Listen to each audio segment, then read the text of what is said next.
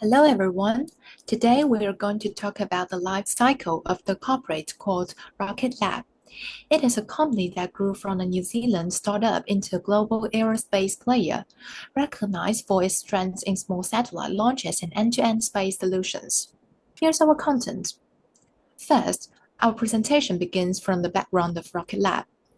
Founded in 2006 by Peter Beck, it hit 2009's 81 rocket and 2013's 75 million for Electron.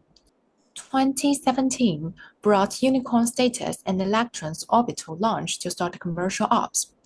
After 2019, Rocket Lab broadened its scope into satellite manufacturing, bought Sinclair Interplanetary in 2020 and went public on Nasdaq in 2021, raising $750 million for Neutron. Financially, revenue and R&D grew steadily. Gross profit turned positive, but net losses and negative EPS remain. Stock rebounded 8 times in 2025 after 2021 to 2023 slumps, showing investor confidence. Today, Rocket Lab's core offerings include 4 rockets and the Photon satellite bus. Its launch infrastructure spans LC-1 in New Zealand, LC-2 in the United States, and the under-construction LC-3. Beyond technology, Rocket Lab emphasized sustainability through rocket recovery initiatives, STEM education programs, and collaboration with indigenous communities. Today, I'll be giving an overview of the global space infrastructure market and explain why our team chose Rocket Lab for analysis. So, the global space infrastructure market covers the systems that support space operations. As we can see, satellites alone make up more than 70% of the market in 2024. The industry is projected to grow to over $307 billion in 2032, with a CAGR of nearly 10%. We also calculated the market share of Rocket Lab. Rocket Lab earned $436 million in revenue in 2024, which is up 78% from the year before. But in the context of the global market, this equals to only about 0.3% of market share. Rocket Lab also stands out for its vertical value chain.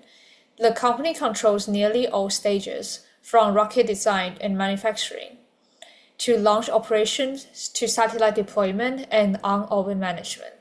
This integration allows quality control, lower costs, and flexibility for customers.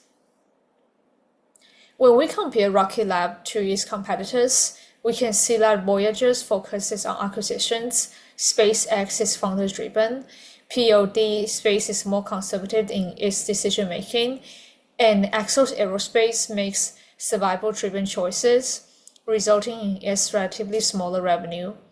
Compared to these companies, Rocket Lab's decision-making is more balanced. As a public company, it considers shareholders while still moving faster than most regulated European companies. In conclusion, Rocket Lab's small global share and active expansion strategies place it in the growth stage, making it a strong example to study for corporate life cycle analysis. Now I'll talk about the startup period of Rocket Lab. Rocket Lab's mission was to create a new launch system for the small satellite market. The first task was developing the Rutherford engine, featuring a revolutionary electric pump propulsion cycle made almost entirely through 3D printing. The company also built Launch Complex 1, the world's first private orbital launch site in New Zealand, working with the government to create a space licensing framework. Rocket Lab introduced the idea of dedicated, frequent launches for small satellites, replacing rideshare options. Rocket Lab faced 3 key risks. Technical risk is that the Rutherford engine's 3D printed components and electro turbopumps were unproven. A failure could have destroyed customer confidence. Besides, the small satellite market was immature, and if demand didn't grow, the business would fail, which indicates a market risk. And meanwhile, financial risks exist as the operations relied entirely on external funding. With the constant threat of running out of cash, however, they overcame these risks by proving its technology and building market trust. Rocket Lab's biggest challenge was creating a capital-intensive product for an emerging market while competing with large players. To tackle this, they focused on 3 areas. First, they prioritized R&D, funding the development of the Rutherford engine and carbon composite technologies, which require extensive testing. Second, they invested in infrastructure, building in-house capabilities like 3D printing farms and constructing Launch Complex 1. Finally, they hired top engineers and worked with the New Zealand government to establish a space licensing framework. These investments helped Rocket Lab overcome challenges and led the small satellite launch market. Before we share the financial decisions of Rocket Lab at the startup period, we want to mention an event that plays a significant role in the latter financial operations. In November 2019, Rocket Lab launches its first suborbital flight rocket, Beta-1. It indicates that the company is not just a dreamer with fancy thoughts, it equips with the capacity to conduct the rockets directly. On the other hand, Rocket Lab becomes the first private company in the Thorson atmosphere to reach space. And on the other hand, the successful launch also attract more financing opportunities later. In the startup period, there are mainly 5 funding series. Although the financial amounts of the first 3 rounds are not publicly disclosed, we can still see the trend of investor interest growth with each round.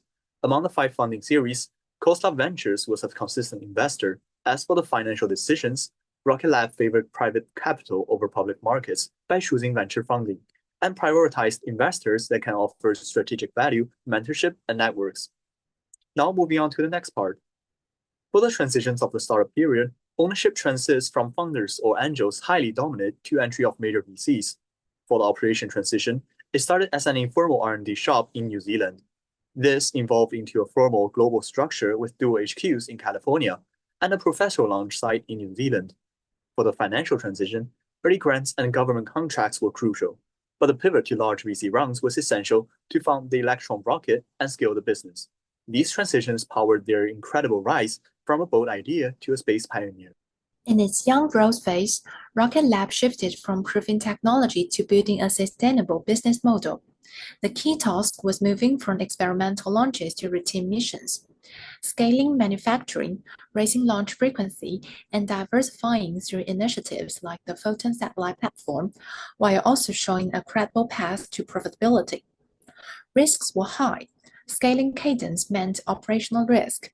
Competition was intensifying, and finances remained negative with heavy R&D on the Neutron rocket, leaving the company reliant on external funding.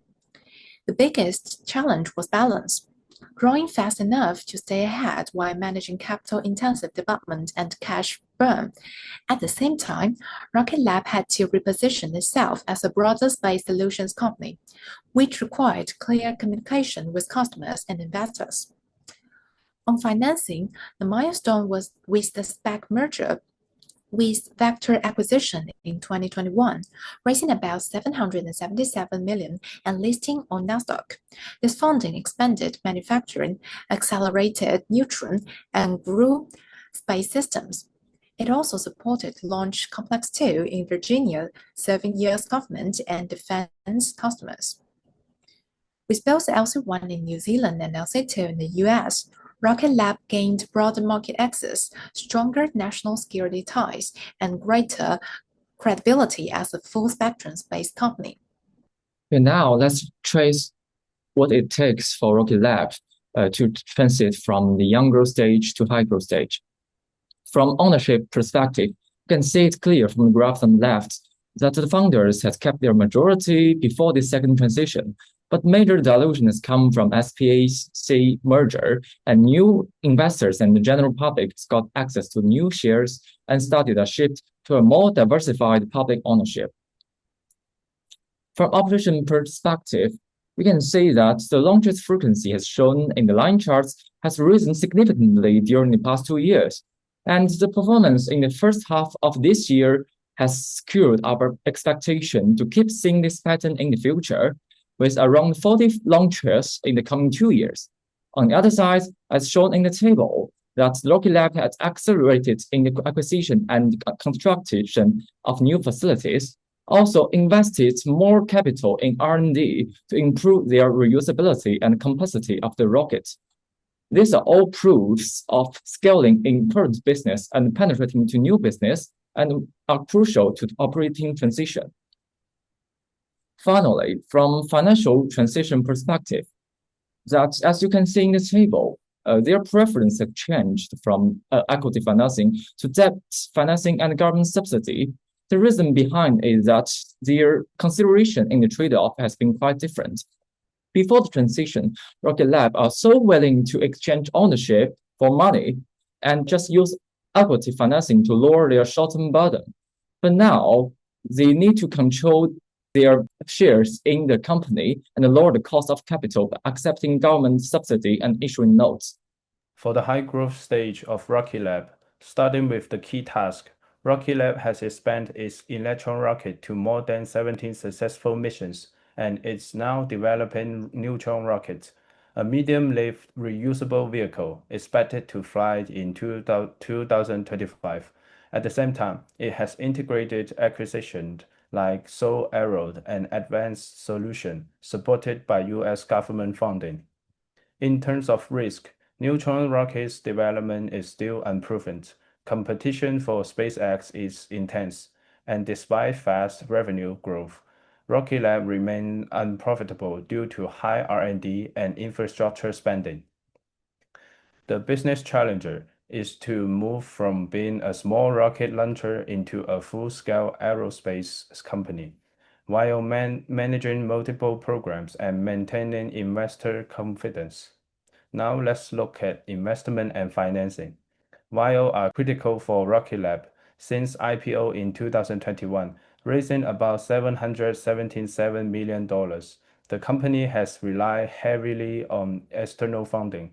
In 2024, it issued $355 million in convertible notes, and it has received significant government support, such as nearly $15 million for Soul Arrows and $24 million contract for the U.S. Space Force for Neutron rockets.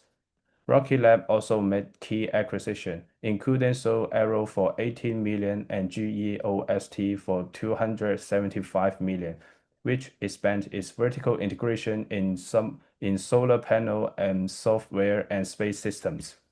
Finally, in comparison to the SpaceX, the difference is scale. SpaceX generates about $9 billion in 2024, while Rocket Lab makes $436 million, unlikely SpaceX self-funding model.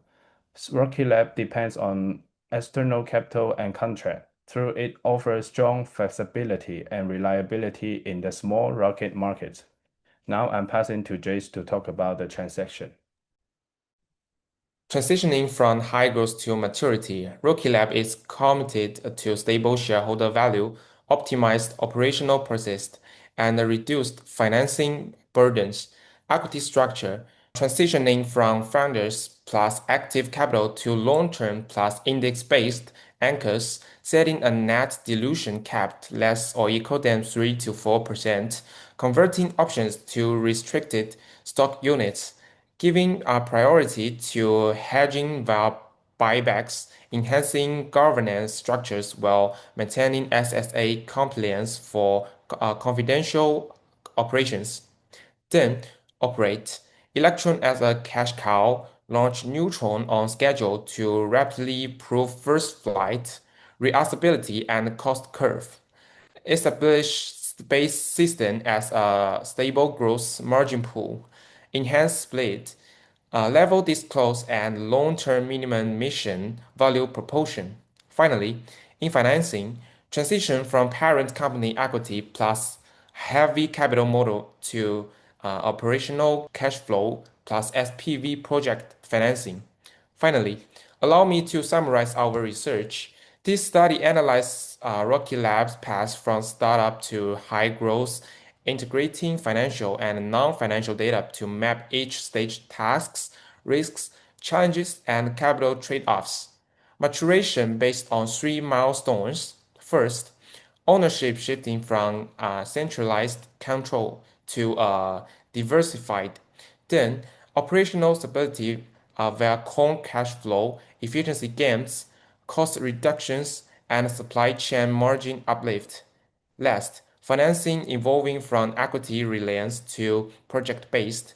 Internally, finding instruments with phased milestones. Thank you for listening.